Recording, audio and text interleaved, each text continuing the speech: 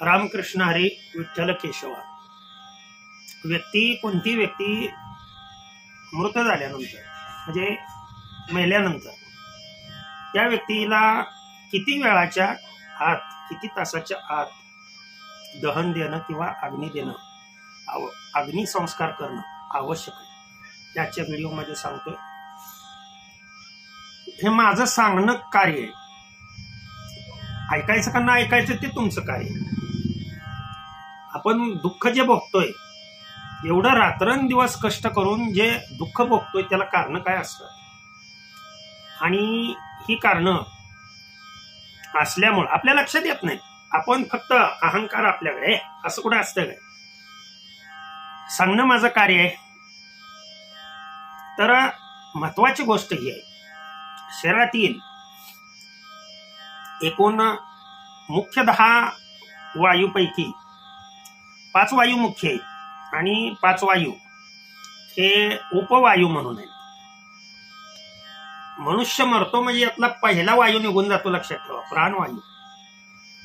आणि प्राणवायू हे मुख्य वायू, प्राणवायू, अपानवायू, व्यानवायू, उदानवायू आणि समानवायू हे मुख्य 5 झाले.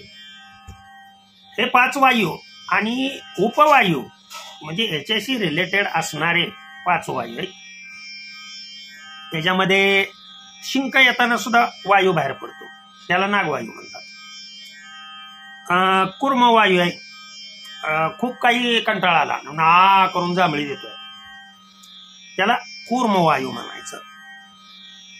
एखाद्या वेळेला आपलं पोट गच्च भरलं आणि आपण डेकर करून असे डेकर देतो, कृकर वायू म्हणायचं त्याला.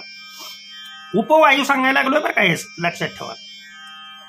ज्या वेळेला आपण म्हणतो फक्त उचकी लागते, परंतु ती उचकी सुद्धा लक्षात ठेवा एक वायू, देवदत्त नावाचा वायू, त्याच्यामुळे ही उचकी लागते. आणि सर्वात महत्वाचा वायू धनंजय वायू, लक्षात ठेवा, की जो काय करत असतो, आपलं शरीर ताजतवानं ठेवण्याचं कार्य करत असतो. सर्वात शेवटी एक ठराविक कालावधीपर्यंत शरीर ताजतवानं ठेवणं हे त्या वायूचं मुख्य कार्य आहे. म्हणजे 5 मुख्य वायू आणि 5 उपवायू असे 10 वायूपैकी सर्वात शेवटचा जो वायू आहे तो धनंजय वायू. हा शरीर किती वेळ ताजतवानं ठेवू शकतो, की कारण हे पहा, आपण देहावरती अंत्यसंस्कार करतो म्हणजे देह जाळतो, म्हणजे तो एक प्रकारचा विधी आहे, लक्षात ठेवा, संस्कार आहे तो. आणि हा प्रत्येकावरती घडतच असतो. मग आता अग्निसंस्कार करत असताना आपण जेवण करतो, जेवण करताना सुद्धा तो अग्नीमध्येच घास टाकतो. बरं, हा ताजा टाकतो का शिळा टाकतो? तर ताजा टाकतो. ताजं म्हणजे ताजं खायला योग्य असतं. जर शिळ खाल्लं तर त्याचे परिणाम काय होतात हे आपणाला माहित आहे. या शरीराला दुःख भोगावं लागतं. तसं हे शरीर जोपर्यंत ताजं आहे तोपर्यंतच या शरीराला त्याच्या आत अग्नी देणं, म्हणजे अग्नीला ताजं आवडतं, ताजं शरीर आवडतं. मग तिथे अग्नी देण्याचा कालावधी आणि मृत झालेला कालावधी. आता अलीकड फारच फॅशन, एवढी फॅशन निघाली, त्या फॅशनचा परिणाम असा होतोय की रात्रंदिवस कुत्र्यासारखं पळावं लागते, लक्षात ठेवा. आणि तरीही सुख अजिबात नाहीये. घरामध्ये विनाकारण भांडणं लागतात, काही कारण नसतं, कुठलंही कारण नसतं तरीही भांडणं लागतात. मग ते मुलात असतील किंवा मुलगा आणि वडिलांमध्ये असेल किंवा नवरा बायकोत असतील किंवा मुलगा आणि आईमध्ये असतील, ही भांडणं का होतात? कारण आपलंच दुःख आपणच ओढावून घेतो. त्याच्यामुळं लक्षात ठेवायचं, हा धनंजय वायू हे जे मृत शरीर आहे ते फक्त 6 तास प्राणवायू निघून गेल्यानंतर 6 तास हा शरीर ताजतवानं ठेवण्याचा कार्य करत असतो.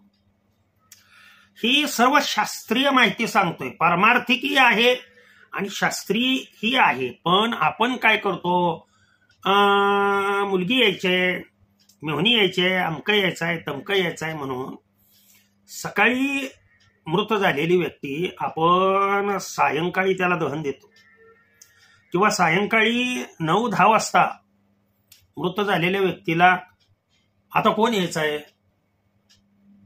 आलं का लक्षात तुमच्या? त्याच्यामुळं सर्व लोकांना आपण कळवतो की उद्या अमुक अमुक वाजता. अरे असं नका करू रे. आपण भारतीय आहोत लक्षात ठेवा, आणि भारतीय संस्कृती ही पूर्णपणे शास्त्रावर अवलंबून आहे. आलं का लक्षात? संस्कारावर अवलंबून आहे. कोणत्याही प्रकारचे म्हणजे वाईट कृत्य, मग ते जिवंत असताना असू द्या किंवा व्यक्ती मृत झाल्यानंतर असू द्या, मग ते शरीर लक्षात ठेवा, ते पंचमहाभूत आहेत, ते ताजच देणं आवश्यक आहे का शिळ झाल्यावर देणं आवश्यक आहे? तर ताज देणं आवश्यक आहे. त्याच्यामुळं कितीही वाईट जरी वेळ आली तरी लक्षात ठेवा, अंत्यसंस्काराचा विधी हा, मग कोणीही एखादा महात्मा मरू द्या, कोणी मरू द्या, त्या व्यक्तीने पाठीमागच्या व्यक्तीला त्रास देऊ नये अशी जर इच्छा असेल आणि आपल्यावर चांगला कृपाशीर्वाद राहावं असं जर वाटत असेल तर प्राणवायू गेल्यापासून ते 6 तासाच्या आत त्या देहाला, मृत शरीराला अग्नी देणं आवश्यक आहे. तुम्ही म्हणसाल सर तुमचं कसं काय, तुम्ही काय सांगितलंय? महत्वाची गोष्ट म्हणजे हे की मी पहिल्यांदा हे सांगितलं की माझी वाट कोणी पाहायची आवश्यकता नाही. आलं का लक्षात? पहिली महत्वाची गोष्ट की मायाजाळातून पूर्णपणे बाजूला झालेली व्यक्ती. आलं का लक्षात? ते बघायचं होतं, अमकं यायचं होतं. अरे युट्यूबवर बघ ना, तुला माझा चेहराच बघायचा आहे ना, परंतु त्यासाठी पाठीमागचे जे कुटुंब आहे त्या कुटुंबाला मी त्रास देऊ इच्छित नाही. मी हे अगोदरच सांगितलं, जेव्हा माझा मृत्यू होईल 6 तासाच्या आत कसल्याही परिस्थितीत अंत्यसंस्कार झाले पाहिजेत. अमका यायचा आहे, तमका यायचा आहे, त्यांनी काही म्हणू द्या, तुम्हाला जर सुखी जीवन जगायचं असेल. आणि हे प्रत्येकाने मृत्यू व्हायच्या आत मध्ये घरी हे संस्कार सांगणं हे आवश्यक आहे. म्हणजे आपण जर आपल्या मागच्या लोकांची काळजी करत असन तर पहिलं प्रिकॉशन मारायच्या अगोदर हे घ्या, आणि जोपर्यंत जिवंत आहात तोपर्यंत सत्कार्य करा की जेणेकरून आपण गेल्यानंतर सुद्धा लोकांनी आपलं नाव काढलं पाहिजे. झालेली सेवा तुम्हा सर्व भक्तजनांच्या चरणी अर्पण करतो आणि सेवेला पूर्णविराम देतो. बोलण्यासारखं भरपूर आहे याच्यावरती, परंतु जेवढं आवश्यक आहे शास्त्रीय दृष्ट्या तेवढंच मी तुम्हाला सांगितलं. यातून कोणाची काय आणखी शंका असेल कमेंट्स मध्ये किंवा फोन आहेत माझे, त्याच्यावरती कॉन्टॅक्ट आपण करू शकता. ओके. कुंडली कबरदार विठ्ठल श्री ज्ञानदेव तुकाराम.